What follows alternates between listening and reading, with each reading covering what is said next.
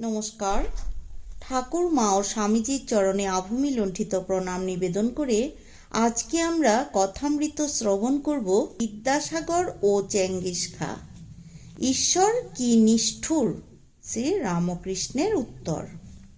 সুখ দুঃখের কথা হইতেছে, ঈশ্বর এত দুঃখ কেন করেছেন? মাস্টার বিদ্যাসাগর অভিমান করে বললেন, ঈশ্বরকে ডাকবার আর কি দরকার? দেখো, চেঙ্গিস খা যখন লুটপাট আরম্ভ করলে তখন অনেক লোককে বন্দি করলে। ক্রমে প্রায় 1,00,000 বন্দি জমে গেল। তখন সেনাপতিরা এসে বললে, মহাশয়, এদের খাওয়াবে কে? সঙ্গে এদের রাখলে আমাদের বিপদ, কি করা যায়? ছেড়ে দিলেও বিপদ। তখন চেঙ্গিস খা বললেন, তাহলে কি করা যায়? ওদের সব বধ করো। তাই কাচাকচ করে কাটাবার হুকুম হয়ে গেল। এই হত্যাকাণ্ড তো ঈশ্বর দেখলেন, কই একটু নিবারণ তো করলেন না। তা তিনি থাকুন, আমার দরকার বোধ হচ্ছে না। আমার তো কোনো উপকার হলো না। ঠাকুর শ্রী রামকৃষ্ণদেব বলছেন, ঈশ্বরের কার্য কি বোঝা যায়? তিনি কি উদ্দেশ্যে কি করেন? তিনি সৃষ্টি, পালন, সংহার সবই করেছেন। তিনি কেন সংহার করেছেন আমরা কি বুঝতে পারি? আমি বলি, মা, আমার বুঝবারও দরকার নাই। তোমার পাদপদ্মে ভক্তি দাও। মানুষ জীবনের উদ্দেশ্য এই ভক্তি লাভ, আর সব মা জানেন। বাগানে আম খেতে এসেছি, কত গাছ, কত ডাল, কত কুটি পাতা, এইসব বসে বসে হিসাব করবার আমার কি দরকার? আমি আম খাই, গাছপাতার হিসেবে আমার দরকার নাই। ঠাকুরের ঘরের মেঝেতে আজ রাত্রে বাবুরাম মাস্টার ও রামদয়াল শয়ন করিলেন। গভীর রাত্রি, 2টা-3টা হইবে। ঠাকুরের ঘরে আলো নিভিয়া গিয়াছে। তিনি নিজে বিছানায় বসিয়া ভক্তদের সহিত মাঝে মাঝে কথা কহিতেছেন। এবারে শ্রীরামকৃষ্ণ ও বাবুরাম মাস্টার প্রভৃতি দয়া ও মায়া, কঠিন সাধন ও ঈশ্বর দর্শন।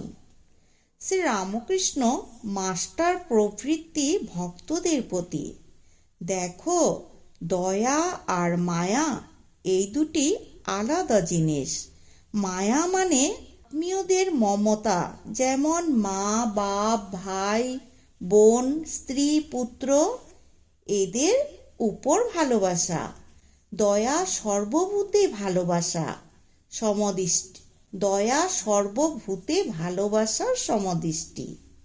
কারো ভিতর যদি দয়া দেখো, যেমন বিদ্যাসাগরের, সে জানবে ঈশ্বরের দয়া। দয়া থেকে সর্বভূতের সেবা হয়। মায়াও ঈশ্বরের। মায়ার দ্বারা তিনি আত্মীয়দের সেবা করিয়ে লয়। তবে একটি কথা আছে, মায়াতে অজ্ঞান করে রাখে আর বদ্ধ করে, কিন্তু দয়াতে চিত্তশুদ্ধি হয়, ক্রমে বন্ধন মুক্তি হয়। চিত্তশুদ্ধি না হলে ভগবান দর্শন হয় না। কাম, ক্রোধ, লোভ এইসব জয় করলে তবে তার কৃপা হয়, তার দর্শন হয়। তোমাদের অতি গুহ্য কথা বলছি।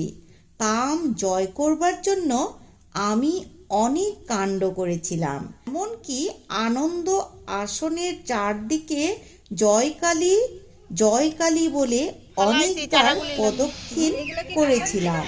আমার 10-11 বৎসর বয়সে যখন ও দেশে ছিলাম, সে সময়ে ওই অবস্থাটি অর্থাৎ সমাধি অবস্থা হয়েছিল। মাঠ দিয়ে যেতে যেতে যা দর্শন করলাম তাতে বিহ্বল হয়েছিলাম। ঈশ্বর দর্শনের কতকগুলি লক্ষণ আছে। জ্যোতি দেখা যায়, আনন্দ হয়, বুকের ভিতর তুবড়ির মতো গুড়গুড় করে মহাবায়ু উঠে। পরদিন বাবুরাম রামদয়াল বাড়ি ফিরিয়া গেলেন। মাস্টার সেই দিনও রাত্রি ঠাকুরের সঙ্গে অতিবাহিত করলেন। সেদিন তিনি ঠাকুর বাড়িতে প্রসাদ পাইলেন। তো আজকের মতো আমরা কথামৃত এই পর্যন্ত শ্রবণ করলাম। পরবর্তী ভিডিওতে আমরা কথামৃত শ্রবণ করব দক্ষিণেশ্বরে মারোয়ারি ভক্তগণ সঙ্গে শ্রীরামকৃষ্ণ। জয় ঠাকুর, জয় শ্রী শ্রী কথামৃতের জয়।